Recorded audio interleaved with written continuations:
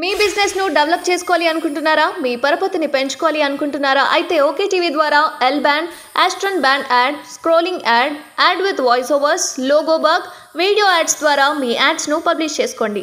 సంప్రదించవలసిన phone number 8520917933. Tapping backup storage డివైస్లలో భద్రపరిచిన ప్రణీత్ రావు అవి దొరికితే బలమైన ఆధారాలు ఉన్నట్లే.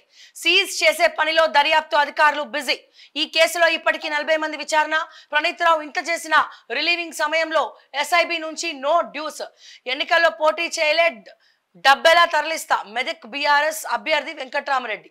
ఫోన్ ట్యాపింగ్ కేసులో శనివారం కీలక పరిణామం చోటు చేసుకుంది. ప్రణీత్ రావు ఎస్ఐబిలోని తన విభాగంలో ఉన్న 17 కంప్యూటర్ల హార్డ్ డిస్క్లను ధ్వంసం చేసిన విషయం తెలిసిందే.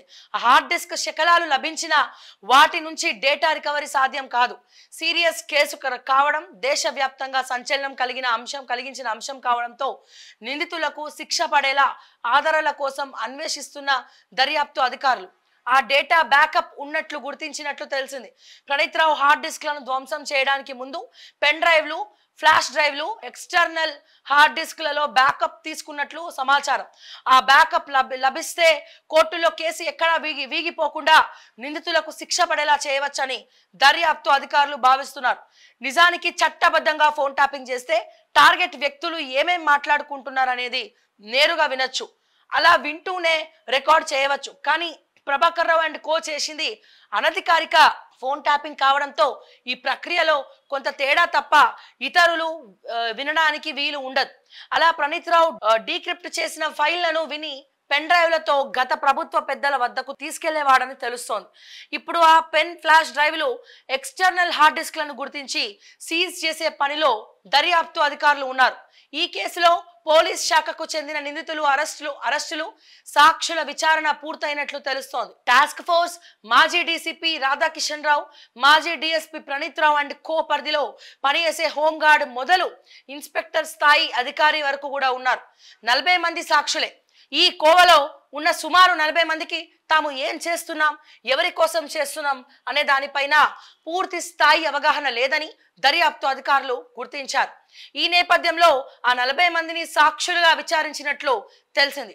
వారి వాంగ్మూలాలను రికార్డ్ చేసుకొని పంపినట్లు సమాచారం. దర్యాప్తులో భాగంగా అవసరమైతే వీరిని మరోమారు విచారించే అవకాశాలున్నాయి. ఇక ఈ కేసులో కీలక పాత్రధారిగా గుర్తించిన ఎస్ఐబి మాజీ చీఫ్ ప్రభాకర్ రావు విషయంలో తదుపరి చర్యలపై దర్యాప్తు అధికారులు, న్యాయ నిపుణులు సలహాలను తీసుకుంటున్నారు. కాగా పోలీస్ శాఖలో అధికారులు కూడా మరి ఉన్నట్టు కూడా తెలుస్తా ఉంది. 40 మంది సాక్షులే ఉన్నారు ఇక్కడ. సో ఎవరైతే ఆడపిల్లలు ఉన్నారో వాళ్ళు కూడా ఒక సాక్షులుగా ఉండొచ్చు.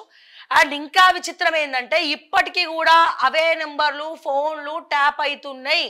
తస్మాత్ జాగ్రత్త. ఏవేవైతే నెంబర్లు గతంలో ఉన్నాయో ఆ నెంబర్లు ఇంకా అక్కడనే రిజిస్ట్రేషన్ చేయబడి ఉన్నాయి, రిజిస్టర్ అయి ఉన్నాయి. సో ఆ నెంబర్లు ఇంకా కూడా ట్యాప్ అవుతున్నాయి. అండ్ అట్లనే నా ఫోన్ కూడా ట్యాప్ అవుతుంది, మా ఫోన్లు కూడా ట్యాప్ అవుతున్నాయి, చాలా మంది ఫోన్లు కూడా ట్యాప్ అవుతున్నాయి. అండ్ ఇప్పుడు ఈ గవర్నమెంట్ లో ఉన్నటువంటి కేబినెట్ మంత్రుల ఫోన్లు కూడా ట్యాప్ అవుతున్నాయి. మరి ఎవరు చేయిస్తున్నారు? ఇంకా దాన్ని ఎందుకు కొనసాగిస్తున్నారు? ఇంకా దాన్ని ఎందుకు కంటిన్యూ చేస్తున్నారు? ఇంకా ఎవరి వార్తలు వినాలనుకుంటున్నారు? అంటే లోక్సభ ఎన్నికలు ఉన్నాయని చెప్పి మీరు కూడా ట్యాపింగ్ చేపిస్తురా? ఎందుకు చేపిస్తున్నారు అనేదే క్వశ్చన్ మార్క్ ఇక్కడ. ఇంకా ఇంకా ఇంకా ఇప్పుడు అది పెద్ద తప్పు, ఇవన్నీ కూడా చాలా పెద్ద తప్పు, అందరికీ తెలిసిన విషయము, చిన్న పోరగన్నడునే చెప్తారు. కానీ ఇప్పుడు ఈ ప్రభుత్వం కూడా ఫోన్లు ట్యాపింగ్ ఎందుకు చేపిస్తుంది అనేదే నా ప్రశ్న. ఎందుకు చేస్తుంది? ఒక్కసారి ఆ నెంబర్స్ అందులో రిజిస్టర్ అయినాయి అంటే దాన్ని ఎవరు కూడా ఏం చేయలేరంట, అంటిల్ అన్లెస్ ముఖ్యమంత్రి గానో లేకపోతే ఇంకోరో చెప్తే తప్ప వాటిని డిలీట్ చేయడానికి లేదు. మరి ఆ ఎందుకు చెప్పట్లే ఈ గవర్నమెంట్? ట్యాపింగ్లు ఆపండి, ఇంకా వద్దు, అవి డిలీట్ చేసేయండి నెంబర్లను ఎందుకు చెప్పిందా? చెప్పలేదా? కానీ ఇప్పటికి కూడా స్టిల్ ఫోన్లు అనేవి ట్యాప్ అవుతున్నాయి. ఎవడి పర్మిషన్ తీసుకొని చేస్తున్నారు మరి ట్యాపింగ్? మీరు ఎందుకు చేస్తున్నారు? సో ఈ మిమ్మల్ని కూడా అడిగేటువంటి ప్రశ్నలు ఎదురైతా ఉన్నాయి మీ ట్యాపింగ్ల వెనకాల.